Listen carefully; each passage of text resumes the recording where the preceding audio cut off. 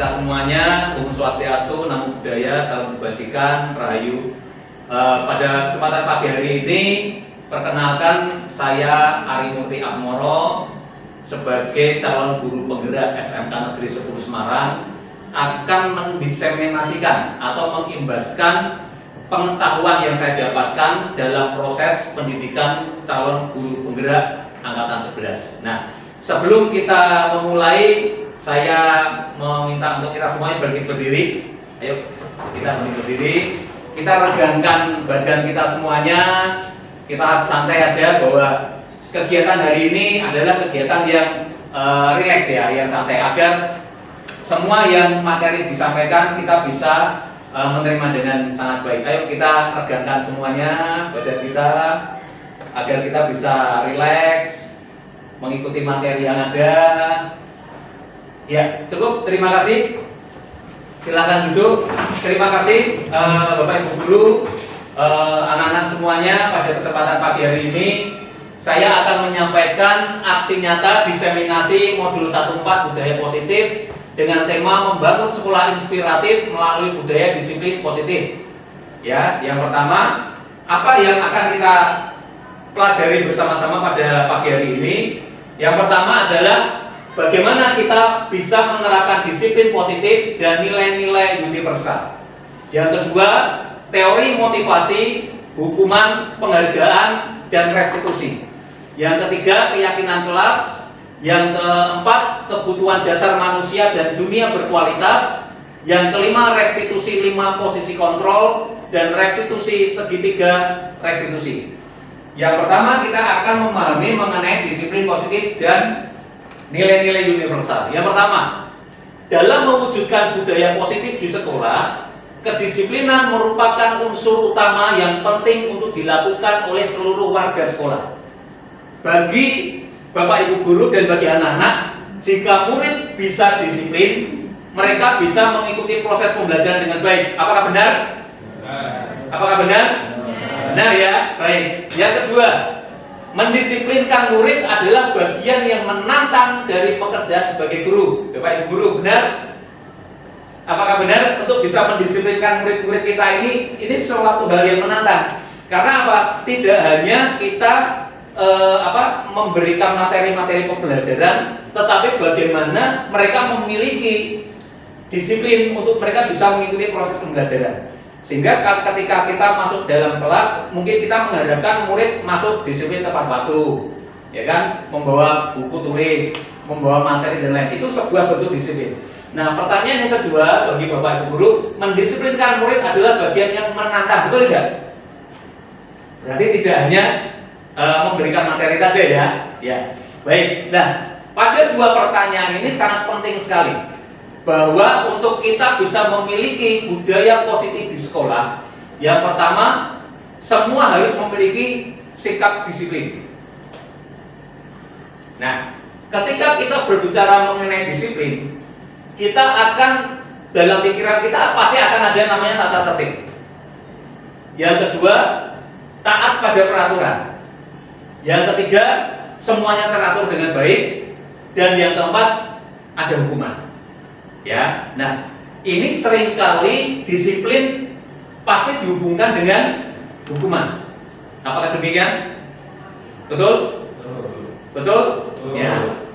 Kalau disiplin selalu berhubungan dengan hukuman, sebenarnya hukuman ini tidak perlu. Kalau dalam penanganan ketika murid melakukan suatu kesalahan, pelanggaran, itu bisa dilakukan dengan baik. Sebenarnya hukuman ini adalah langkah terakhir ketika murid mengalami permasalahan yang harus didampingi lebih lanjut lagi, ya. Nah, berikutnya Ki Hajar Dewantara menyatakan bahwa di mana ada kemerdekaan, disitulah harus ada disiplin yang kuat. Sungguh pun disiplin itu bersifat self-disiplin, yaitu kita sendiri yang mewajibkan kita dengan sekeras-kerasnya. Tetapi itu sama saja, sebab jikalau kita tidak cakap melakukan self-disiplin, wajiblah penguasa lain mendisiplin diri kita, dan peraturan demikian itulah harus ada di dalam suasana yang mereka. Artinya begini, disiplin itu harus dari dalam diri sendiri. ketika ada peraturan, ini akan mengendalikan setiap orang dimanapun berada untuk bersikap disiplin. Tetapi peraturan itu tidak menjamin bahwa setiap orang memiliki sikap disiplin. Orang yang bersikap disiplin karena peraturan, dia hanya terbatas pada peraturan saja. Misalnya, anak-anak nih di sekolah datang tepat waktu, ya kan? Karena apa? Aturannya sekolah. Tapi ketika di luar sekolah sudah terlepas dari peraturan sekolah, betul? Mungkin di luar malah tidak disiplin.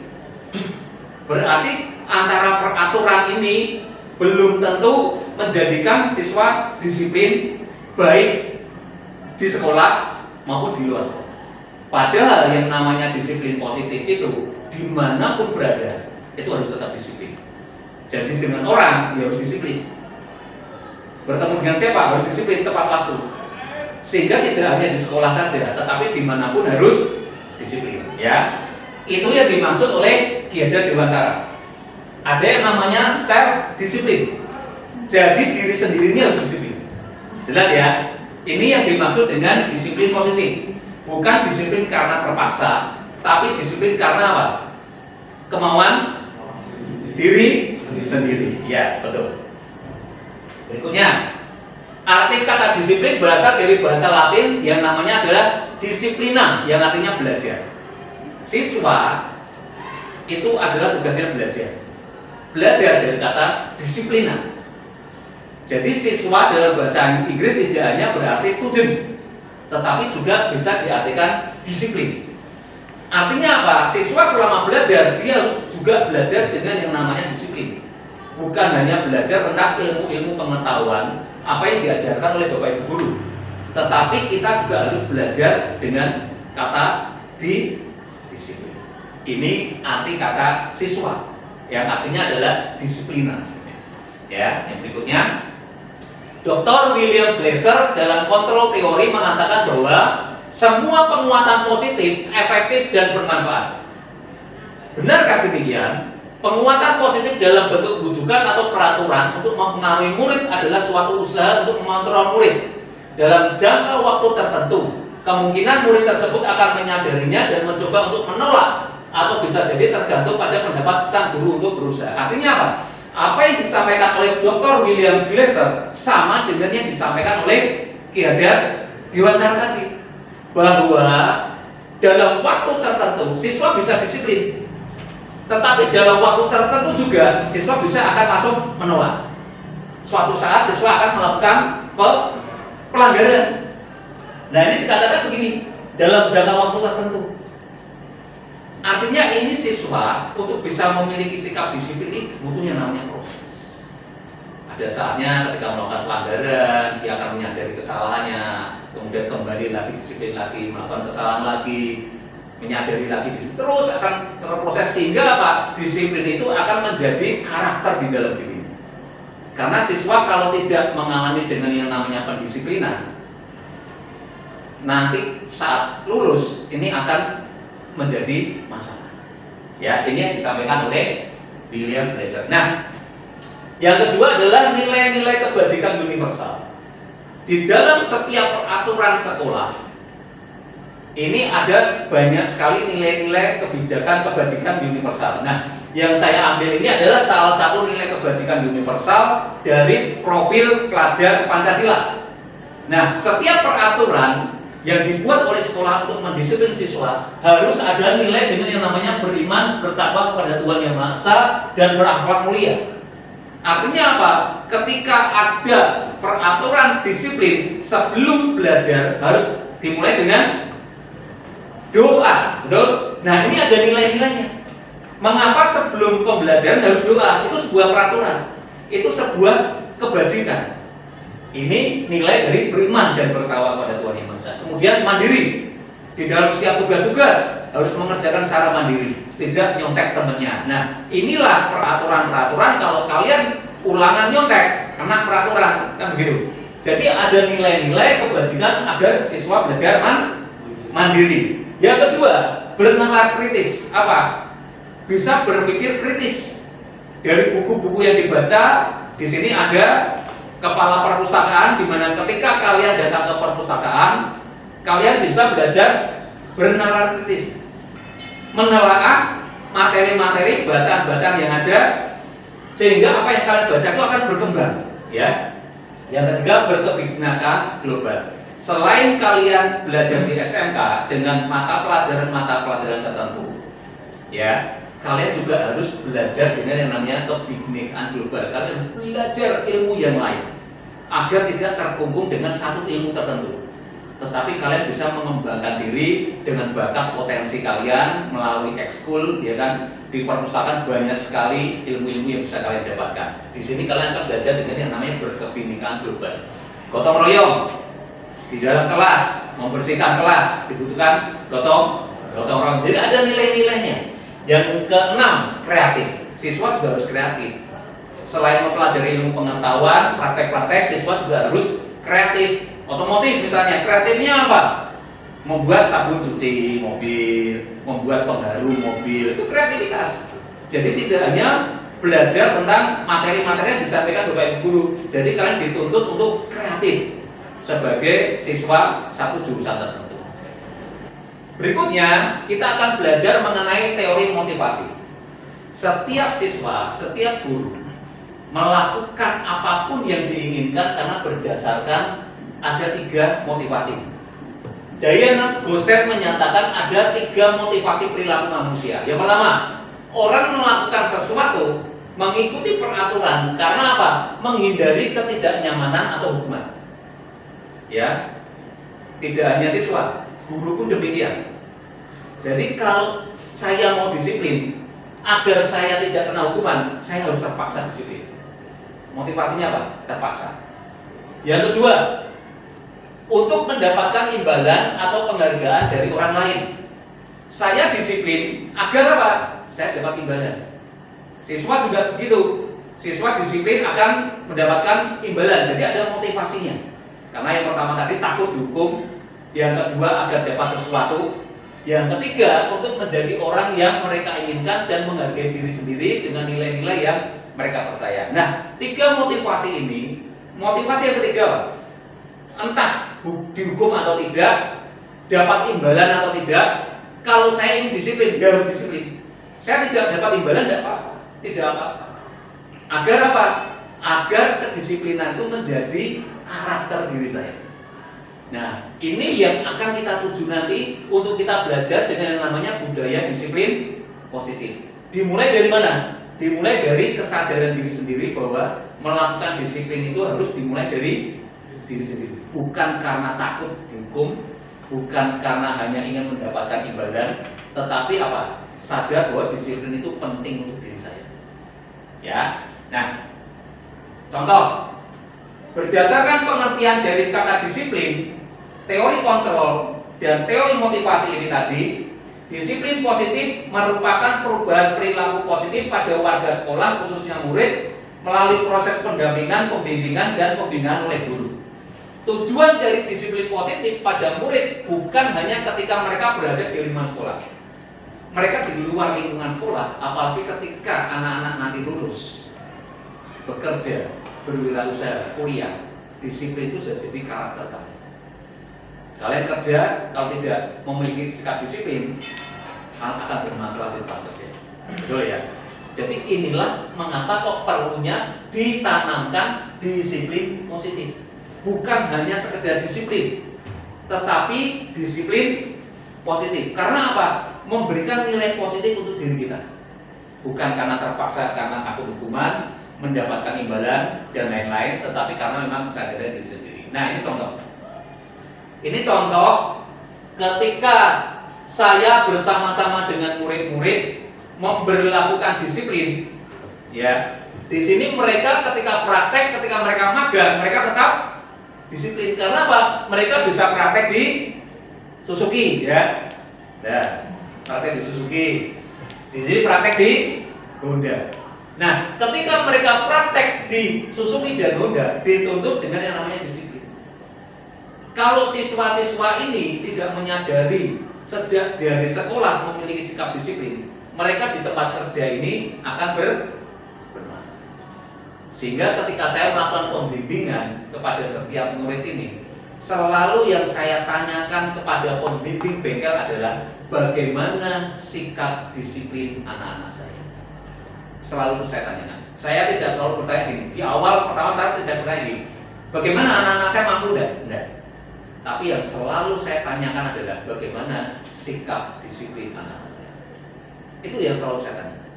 Karena apa? Membentuk karakter disiplin itu butuh waktu dan butuh proses. Kalau siswa hanya belajar keterampilan dalam waktu singkat, cepat selesai, betul? Tapi untuk belajar disiplin ini butuh waktu dan proses. Oleh sebab itu, kalian ini dididik oleh Bapak Ibu guru untuk apa? Untuk diri kalian sendiri, ya, untuk diri kalian sendiri. Sehingga ketika lulus, kalian akan bisa merasakan praktek di tempat-tempat yang bagus. Tidak hanya praktek di tempat-tempat biasa, tapi praktek yang betul-betul menanamkan kedisiplinan, ilmu dan keterampilan yang sangat luar biasa. Ini salah dua contoh saja, di Suzuki, di Honda. Kemarin saya juga di Toyota juga. Saya belum menampilkan, tapi ini sebagai contoh saja bahwa siswa-siswa ini memiliki sikap disiplin. Ini contoh bahwa disiplin positif, teori motivasi, nilai-nilai kebajikan ini tertanam kepada siswa, sehingga kedisiplinan tidak hanya di dalam sekolah, tetapi dimanapun mereka berada tetap memiliki sikap disiplin. Itu. Yang berikutnya, refleksi. Nah, untuk refleksi saya minta masing-masing Bapak Ibu guru dan siswa untuk menuliskan pertanyaan dan menjawab dari pertanyaan-pertanyaan berikut. Silakan dituliskan singkat saja. Ya, dituliskan singkat saja pertanyaannya untuk yang siswa maupun untuk yang guru. Ya, silakan ditulis. Setelah mempelajari materi tentang disiplin positif, nilai kebajikan, teori kontrol, dan teori motivasi, apa refleksi yang guru dapatkan? Bapak Ibu guru, apa yang Bapak Ibu guru dapatkan dari disiplin positif, dari teori motivasi, nilai-nilai kebajikan, kemudian untuk siswa, untuk murid, refleksinya apa? Apa yang kalian dapatkan dari materi tadi? Silahkan ditulis.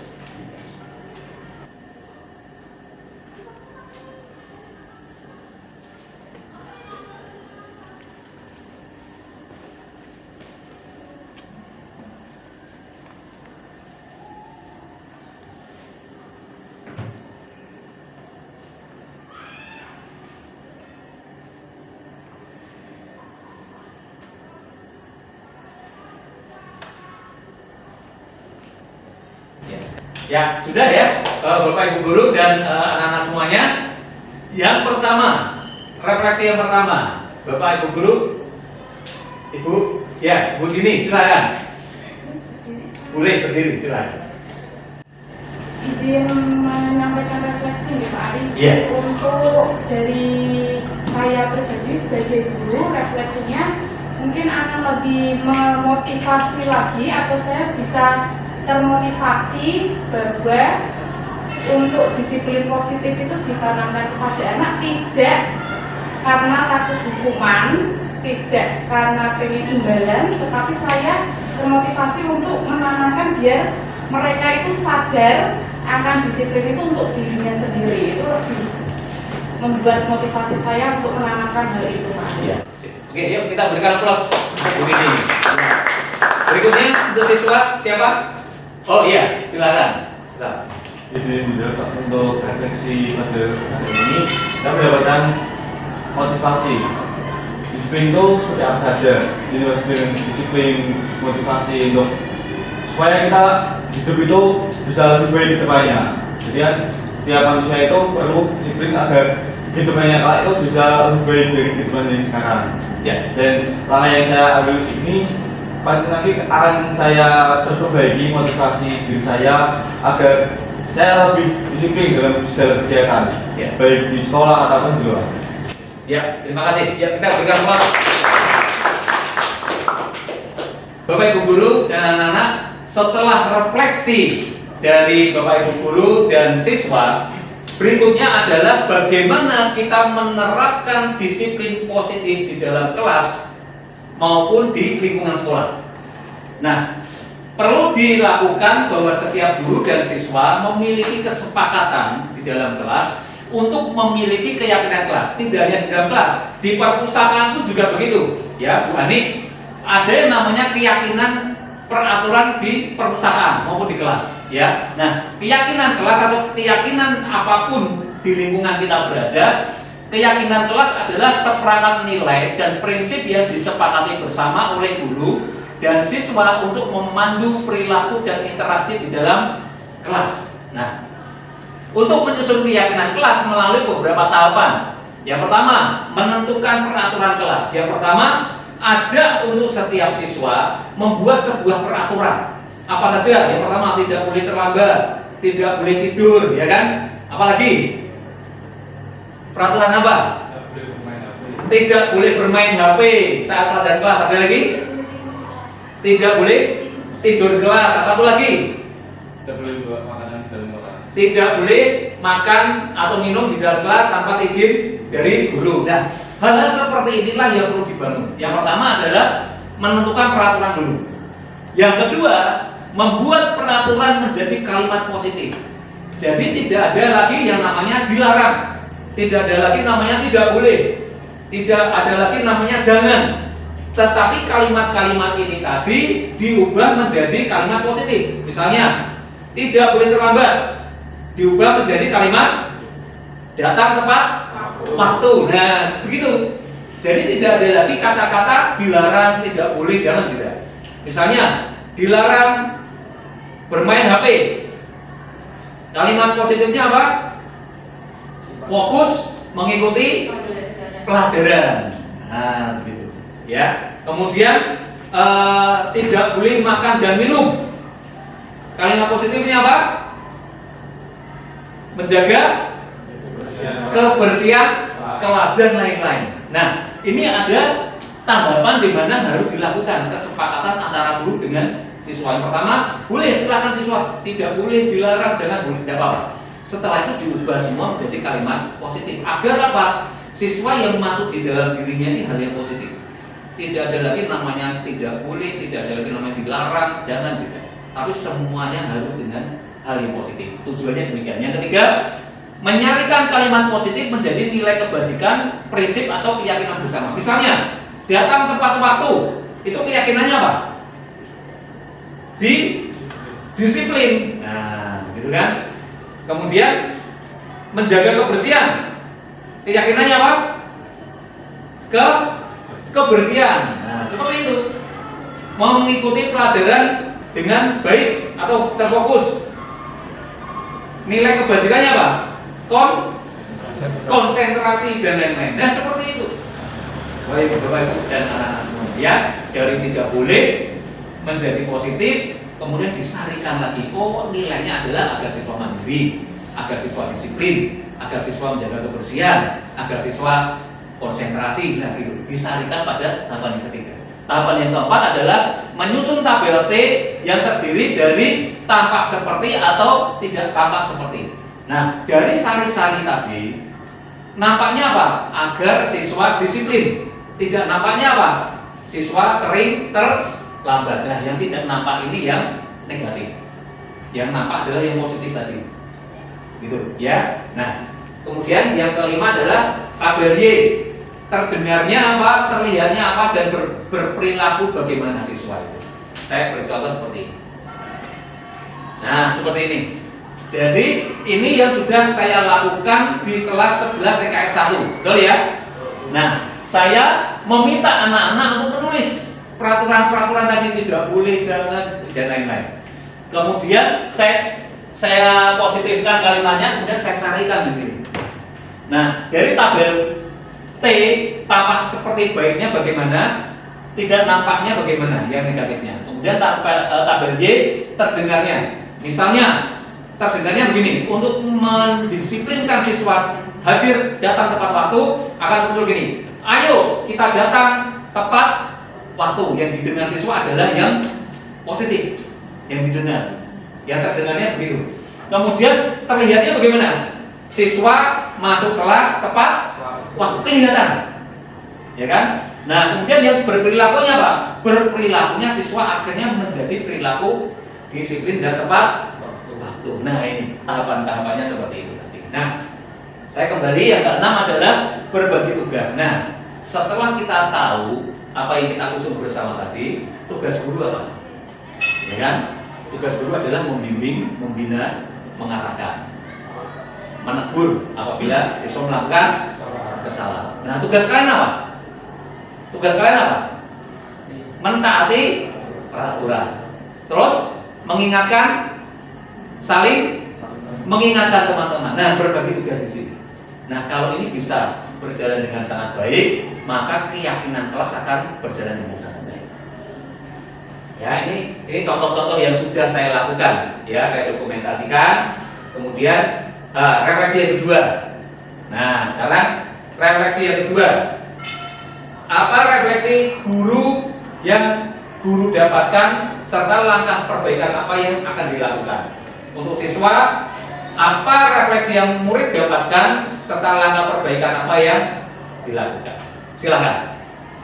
Ya, Bapak Ibu dan siswa semuanya sudah membuat refleksi pada keyakinan kelas atau keyakinan di lingkungan manapun. Bapak Ibu siapa?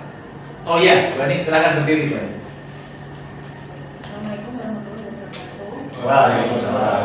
Setelah mempelajari materi tentang keyakinan kelas ini, saya Bu Ani selaku kepala perpustakaan, biasanya ya Pak, setiap tahun itu ini kan ada bimbingan perpustakaan. Nah, di mana bimbingan perpustakaan itu siswa saya ajak masuk setiap kelas satu persatu untuk mempelajari, mengenalkan tentang perpustakaan, tentang tata tertib, peraturan, cara meminjam. Nah, dengan adanya keyakinan kelas yang positif seperti ini, saya jadi merefleksi tahun lalu itu saya ternyata menggunakan kata tidak boleh, jangan makan di perpustakaan, tidak boleh tidur, tidak boleh apa lah, itu ternyata itu nggak boleh ya, ternyata harus diganti kata-katanya. Nanti kedepannya akan saya rubah. Terus juga misalnya ketika siswa hendak meminjam buku, biasanya saya katakan kan 7 hari ya, jangan terlambat, berarti kata-katanya perlu dikoreksi, harusnya boleh meminjam selama 7 hari, tolong dikembalikan tepat waktu, atau mungkin dengan kata-kata positif lainnya, atau mungkin jika kurang waktunya bisa diperpanjang waktu meminjamnya, seperti itu mungkin ya. Baik, terima kasih. Plus kepada Bu Ani. Berikutnya untuk siswa, ya silakan. Salam saya dari teman-teman yang buat keyakinan kelas.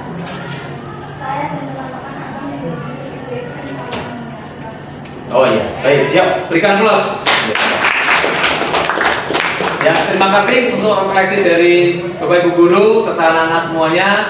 Setelah kita belajar tentang keyakinan kelas, berikutnya adalah kebutuhan dasar manusia. Nah, seluruh tindakan manusia memiliki tujuan tertentu, baik oleh guru maupun murid. Semua yang dilakukan adalah usaha terbaik untuk mendapatkan apa yang diinginkan. Ketika mendapatkan apa yang diinginkan, sebetulnya saat itu seseorang sedang memenuhi satu atau lebih dari kebutuhan dasarnya. Nah, ada 5 kebutuhan dasar manusia. Yang pertama, manusia butuh yang namanya bertahan hidup.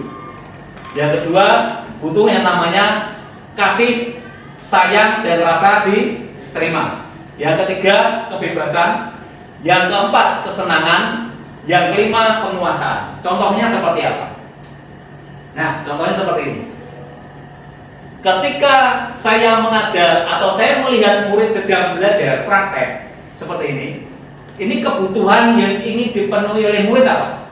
Di antara kelima ini, kasih sayang, bertahan hidup, kebebasan, kesenangan, atau penguasaan? Penguasaan, betul. Jadi apa? Agar ketika murid belajar, dia menguasai ilmu yang dia pelajari. Betul ya? Nah, berikutnya, ketika saya melakukan diskusi, memberikan konseling atau bimbingan konsultasi kepada siswa, kebutuhan dasar apa yang sedang saya ingin berikan kepada murid? Ya, kasih sayang dan rasa diterima. Karena apa? Mungkin ada beberapa siswa yang sedang bermasalah, butuh konseling dan lain-lain. Nah, disitulah waktu-waktu di mana saya memberikan waktu saya memenuhi kebutuhan murid-murid. Nah, contoh-contoh seperti itulah di mana guru dan murid harus saling ada namanya komunikasi. Bagaimana kita bisa bertahan hidup, ketika kita mengalami suatu serangan, bagaimana kita tetap bertahan hidup, kemudian memiliki kebebasan yang tidak terkekang oleh apapun, kemudian juga kesenangan, ingin melakukan kesenangan yang dia inginkan. Ini contoh-contoh yang dokumentasi yang saya lakukan ketika murid belajar praktek dan memberikan bimbingan dan konsultasi kepada siswa untuk memenuhi kebutuhan dasar manusia. Ya. Nah, setelah kita belajar dengan namanya 5 kebutuhan manusia, kita perlu mengenal dengan yang namanya dunia berkualitas. Apa itu dunia berkualitas? Dunia berkualitas adalah tempat khusus di dalam pikiran kita, di dalam hati kita, yang menyimpan gambaran representasi dari semua yang diinginkan seperti orang-orang, hal-hal dan apa saja yang terbaik dalam hidup setiap orang, dan membuatnya merasa bahagia dan terpenuhi kebutuhan dasarnya. Nah, Dr. William Glasser menyebut bahwa dunia berkualitas seperti album foto. Jadi kenangan-kenangan indah di dalam hidup manusia kita. Jelas ya? Nah, di sini dikatakan ini. Contohnya, untuk memahami dunia berkualitas, silakan menjawab contoh beberapa pertanyaan dua ini. Saya akan tanya kepada Bapak Ibu guru dan siswa. Ya, siapa orang yang paling penting dalam hidupmu? Orang tua. Ya. Bagi siswa, orang tua ini yang terpenting. Nah, ini dunia berkualitasnya. Sehingga apa? Dia akan belajar menghormati orang tuanya sedemikian rupa. Betul? Kalau kita tidak merasa bahwa orang tua ini penting, kita akan berperilaku seenak. Nah, Dr. Glasser tadi mengatakan dunia berkualitas kita ini akan termanifestasi ketika kita bisa menghargai orang tertentu. Sehingga apa? Kita bisa menghargai orangnya. Yang kedua, nilai-nilai kebajikan apa yang terpenting di antara tadi yang profil pelajar Pancasila? Siapa? Ya. Mandiri, kreatif. Apa yang menjadikan kreatif? Karena kita harus kreatif supaya kita punya ide-ide menarik. Oke.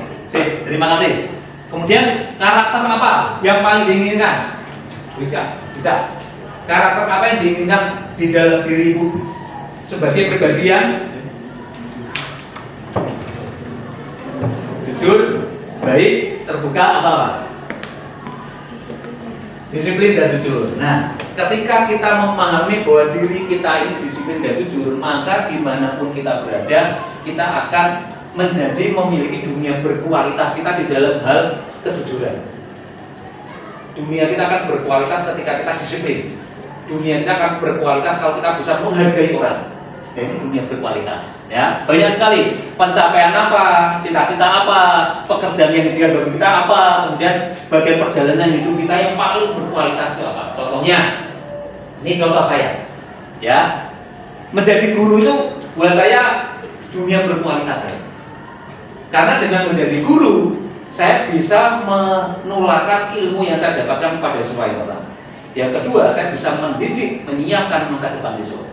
Itu yang menjadi dunia berkualitas saya. Sehingga ketika saya memiliki dunia berkualitas itu, ketika saya bertemu siswa, saya akan sungguh-sungguh menyiapkan siswa banyak hal untuk mereka belajar selama 3 tahun, lulus dan memiliki karakter yang baik. Itu dunia berkualitas saya. Kalau saya tidak memiliki dunia kualitas sebagai guru, ya saya ngajar terserah. Siswa mau datang mau tidak terserah. Ya kan? Nilai pokoknya saya beri apa adanya. Itu akan menjadi dunia tidak berkualitas dalam hidup saya. Yang kedua, contoh saya adalah membuat buku. Ketika saya bisa membuat buku, ini dunia berkualitas saya. Sehingga apa? Saya akan terus mencoba membuat terus. Ya kan? Kalau saya tidak memiliki keinginan untuk membuat buku, ya udah, saya cuek saja. Sama dengan Bapak Ibu dan anak-anak semuanya. Dunia berkualitas apa yang ada di dalam hidup kita semuanya, itu yang akan memacu kita, memotivasi kita untuk kita menjadi pribadi yang berkualitas di situ. Ya, itu contohnya. Nah, refleksi. Untuk refleksi ada 2 tadi. Refleksi yang pertama tadi tentang apa tadi? Ya, kebutuhan dasar dan dunia berkualitas. Monggo Bapak Ibu dan anak-anak silakan merefleksikan salah satu dari 5 kebutuhan dasar dan dunia berkualitas apa yang didapat pada materi, kemudian langkah perbaikan apa yang akan dilakukan yang sudah kita lakukan selama ini. Silakan. Mari kita merefleksi materi-materi yang sudah kita pelajari pada pagi hari ini. Monggo Bapak Ibu, Ibu Nida, dipersilakan Bapak Ibu. Terima kasih Pak Ari. Dari mempelajari materi yang sudah disampaikan Pak Ari tadi, saya melihat ada disiplin positif yang mengenai penguasaan. Karena di sini saya kebetulan sebagai guru bahasa Inggris, maka di sini saya berusaha untuk penguasaan pembelajaran bahasa Inggris pada siswa-siswa saya yang nantinya akan berguna bagi mereka di waktu yang akan datang. Begitu Pak Ari. Ya, luar biasa. Yuk kita berikan aplaus. Ya, berikutnya untuk siswa, silakan. Ya, silakan berdiri. Nama? Nama saya Ya. bahwa saya dari kesalahan, saya akan mencari guru untuk bisa saling berkomunikasi agar masalah selesai. Ya, dunia berkualitas yang ingin kamu bangun apa? Disiplin, Pak. Disiplin. Oke, jadi kamu ingin memiliki pribadi karakter yang disiplin dengan bisa berkomunikasi dengan guru. Ya, oke, berikan aplaus. Berikutnya adalah bagaimana kita mempelajari tentang restitusi.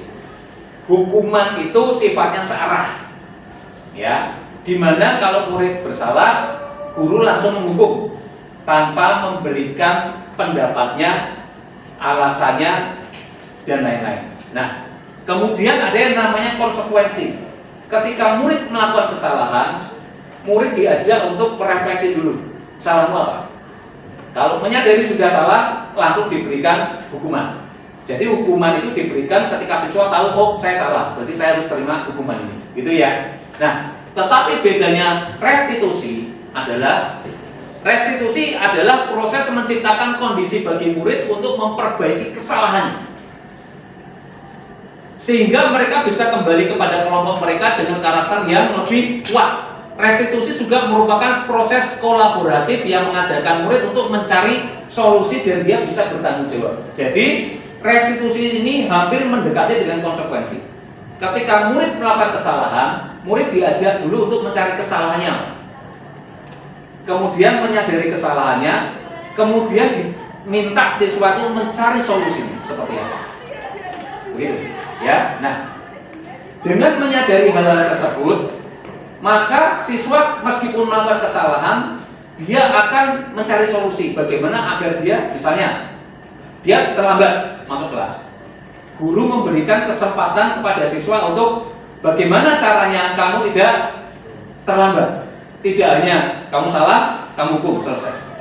Tetapi guru memberikan kesempatan untuk mencari solusinya. Nah, ini salah satu restitusi saya dengan siswa, ya.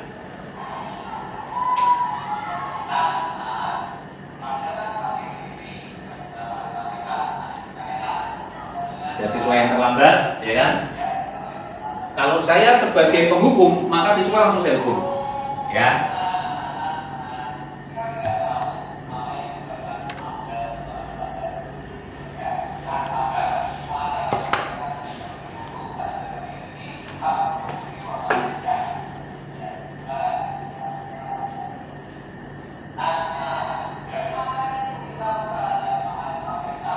Ini restitusi yang saya lakukan kepada siswa, salah satunya ketika siswa datang terlambat.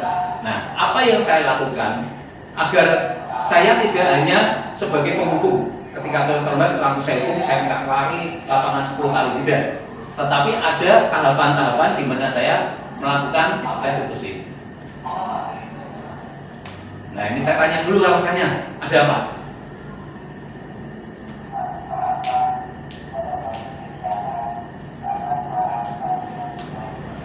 Alasannya apa? Bermain game, HP sampai kemalaman sehingga bangun kesiangan. Saya tanya. Nah, tetapi saya tetap mengapresiasi karena apa? Meskipun terlambat, dia tetap masih mau datang. Jadi saya apresiasi dulu.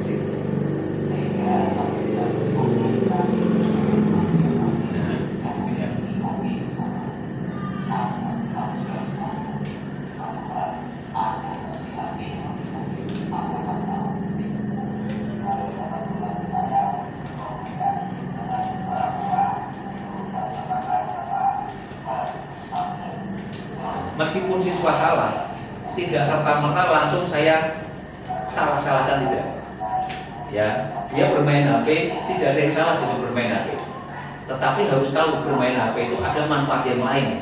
Jangan sampai waktunya habis oleh karena bermain HP sehingga menyebabkan dia terlambat sekolah, kan gitu. Sehingga dia bisa memanfaatkan main HP-nya. Nah, saya memastikan keyakinan kelas di dalam kelas apa? Tidak boleh, bukan tidak boleh. Datang tepat waktu, tapi dia terlambat. Ya kan, saya meyakinkan lagi. Betul, kamu meyakini keyakinan itu, gitu kan. Nah, saya melakukan solusi, memberikan solusi kepada anak.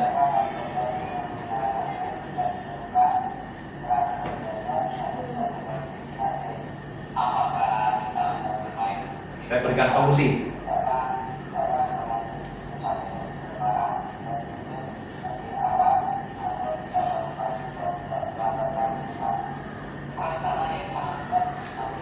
Saya mengapresiasi siswa yang menemukan solusi untuk dirinya sendiri, ya, sehingga apa? Agar tidak terlambat, dia bermain HP boleh, tidak dilarang, boleh, tetapi dia harus mengatur atau mencari solusinya dirinya sendiri. Setelah bermain HP jam sekian, kemudian dia tidur agar bisa bangun lebih awal lagi. Nah, inilah restitusi seperti ini.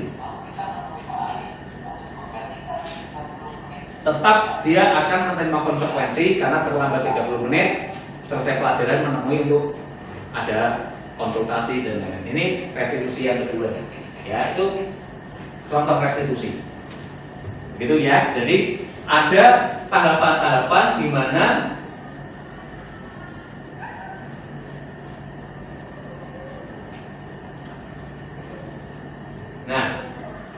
ada tahapan-tahapan di mana restitusi itu bisa dilakukan 3 hal. Yang pertama, validasi terlebih dahulu tindakan yang salah. Divalidasi dulu, betul kamu salah, ya, tetapi tidak langsung menghukum. Untuk meyakinkan dulu, kamu melakukan salah tidak? Iya Pak, saya salah. Nah, divalidasi dulu. Kemudian apa? Menanyakan keyakinan. Setelah kamu menyadari kesalahanmu, keyakinan apa yang kamu langgar? Saya tidak hadir tepat waktu Pak, saya terlambat. Nah, dia menyadari dulu, ya kan? Kemudian menstabilkan identitasnya.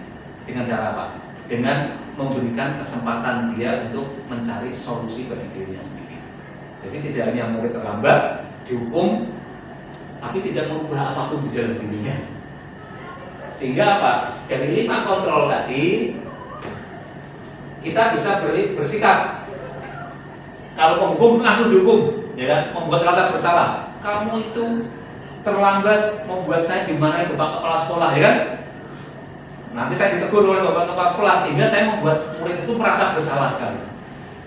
Sebagai teman, besok jangan terlambat lagi, dengan bahasa yang pelan dan lain, tapi tidak merubah apapun siswa.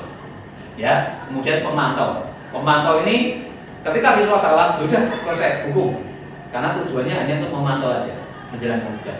Dan yang kelima adalah manajer. Ketika seorang manajer bisa melakukan 3 segitiga restitusi tadi, maka siswa ketika melakukan suatu kesalahan, dia akan merubah dirinya sendiri dan dia mencari solusi. Sehingga ketika dia kembali di kelas, dia tidak menjadi siswa yang dipermalukan.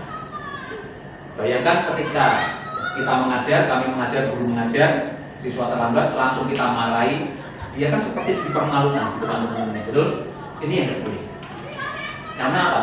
Ketika kita mempermalukan murid di depan murid-murid teman-temannya, itu akan menyimpan rasa marah, menyimpan rasa apa? Apalagi anak-anak, kalian kalau dipermalukan rasanya bagaimana? Kecewa? Apalagi? Malu? Apalagi? Dendam, betul ya? Nah, ini tidak boleh. Sehingga rasa-rasa ini yang tidak boleh. Sehingga apa? Tidak merubah apapun di dalam diri siswa. Nah, ini biasanya penghukum ngomong gini, patuhi aturan saja, awas kalau terlambat lagi. Nah, artinya kata-katanya hanya mengancam saja, ya. Kemudian rasa bersalah, kamu ini bagaimana? Kamu sudah berjanji, sehingga siswa merasa bersalah di sini. Kemudian sebagai teman, ya, tapi tidak apa-apa besok lagi ya. Tapi tidak berubah apapun, ya. Nah, akhirnya siswa merasa dekat dengan guru, tapi tidak merubah sikap apapun. Ini dampaknya demikian. Tergantung akhirnya pada guru. Kalau guru tidak ada, melanggar lagi kan gitu kepada guru yang lain gitu ya. Nah, pemantau ini hanya oke kamu salah, konsekuensinya ini, hukumannya ini. Selesai. Nah, berbeda dengan manajer. Apa yang kamu yakini, rencanamu apa untuk memperbaiki diri dan lain-lain gitu. Ya. Gitu. Nah, restitusi itu kemudian segitiga, ini contohnya dari saya. Bapak Ibu, anak-anak, refleksi apa yang kita pelajari mengenai restitusi? Posisi kontrol apa, kemudian juga hal segitiga restitusi apa yang sudah kita lakukan. Silakan untuk Bapak Ibu guru dan anak-anak untuk bisa menuliskan, nanti bisa menyampaikan refleksi di bersama-sama dengan kita. Ya, Bapak Ibu, pada refleksi restitusi ini silahkan Bapak Ibu bisa menyampaikan refleksinya. Bapak Ibu silakan. Ya, silakan berdiri. Saya ya, jadi ketika saya menjadi guru itu belajar memposisikan diri saya sebagai leader di situ, sebagai orang tua dan juga sebagai teman siswa. Nah, ketika siswa itu melakukan kesalahan, menegur siswa untuk tidak takut, tapi kita juga memposisikan diri kita sebagai teman, agar siswa itu merasa dirinya tidak tertekan ketika belajar.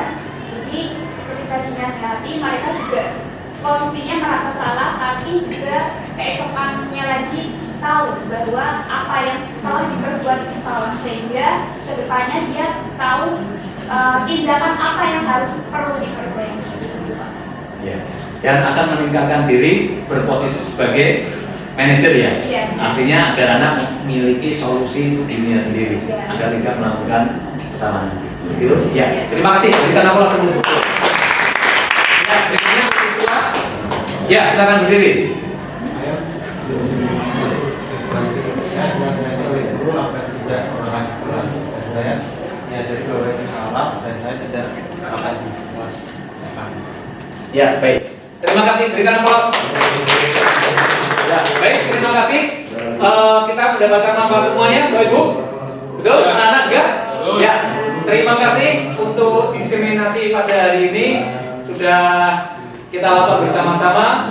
Semoga kita bisa bersama-sama membangun budaya positif di kelas dan di lingkungan sekolah kita dari apa yang kita pelajari pada pagi hari ini. Terima kasih. Kami tutup untuk acara hari ini. Assalamualaikum warahmatullahi wabarakatuh.